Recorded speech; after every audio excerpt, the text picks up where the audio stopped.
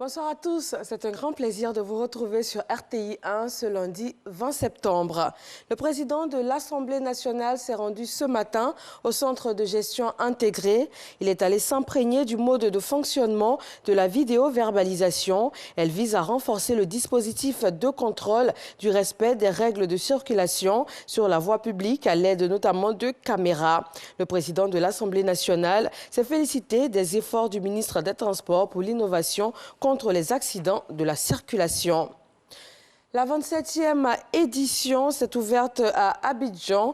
Le tirage de la tranche commune entente TEC, plusieurs délégations des loteries nationales de pays membres du Conseil de l'entente, comme le Burkina Faso, le Niger, le Togo, sont présents à Abidjan. Et pour la Côte d'Ivoire qui accueille l'événement, plusieurs actions de développement sont annoncées.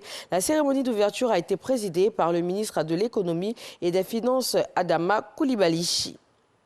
Didi Assokro, c'est à Sakassou, célèbre 100 récipiendaires, écoliers et élèves afin de mettre en avant la recherche de l'excellence à l'école.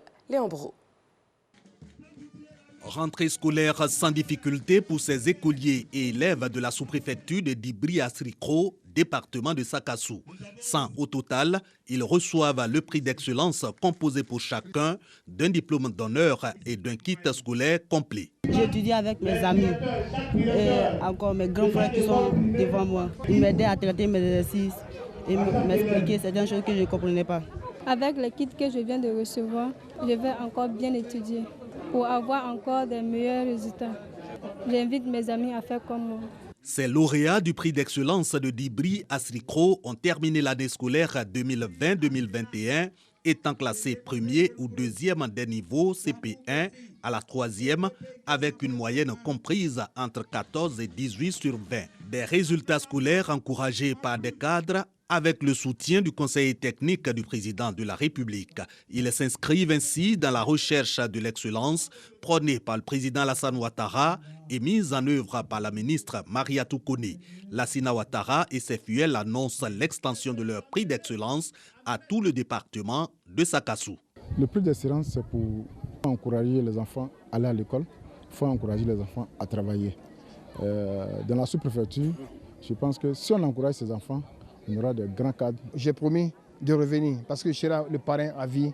Nous allons donner des bourses aux enfants d'aller étudier ailleurs, pour donner les chances, pour encourager les enfants à travailler. Nous allons les encourager pour aller à l'école, pour honorer la première dame, Maman Dominique Ouattara, parce qu'elle lutte contre le travail des enfants dans les plantations. Aussi évoquée par Lassina Ouattara, la lutte contre la Covid-19 et la dynamique de développement du chef de l'État. Le conseiller technique appelle à la vaccination et au soutien au président de la République, avec à la clé les efforts de ce dernier, puis remet 2 millions de francs CFA, dont du président Alassane Ouattara, aux populations. République démocratique du Congo, des organisations de lutte contre la corruption et mouvements citoyens réunis au sein du mouvement Le Congo n'est pas à vendre donnent de la voix et demandent à l'Union européenne de maintenir les sanctions contre d'anciens responsables politiques congolais. Le mouvement souhaite aussi que ces sanctions s'étendent à plusieurs personnalités encore au poste et coupables de corruption. Ces interventions du mouvement Le Congo n'est pas à vendre se font explicitement au moment où l'Union européenne revoit sa liste comme chaque année. On parle aussi de sanctions en Éthiopie. Le président américain Joe Biden a mis en place un dispositif qui devrait aboutir à des sanctions contre les belligérants du conflit si rien n'évolue dans le pays. Mais chaque camp reste sur sa position. La rébellion tigréenne n'entamera des négociations qu'à la condition du repli des forces gouvernementales des zones gagnées pendant le conflit. Et le Premier ministre a de refuser catégoriquement ces conditions et des échanges avec des forces qu'il qualifie de terroristes. Les vols vers les États-Unis d'Amérique suspendus depuis le début de la pandémie à coronavirus vont reprendre. Le pays annonce une réouverture de ses frontières, mais uniquement pour les voyageurs vaccinés en provenance de l'Union européenne, du Royaume-Uni et de la Chine. Et dans un second temps, de l'Inde et du Brésil. Autre mesure annoncée, des tests de 72 heures exigés, en plus du passeport vaccinal et du port du masque obligatoire.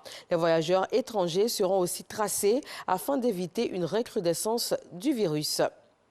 Merci de nous suivre sur RTI 1 et sur RTI.info. Je vous retrouve à 20h.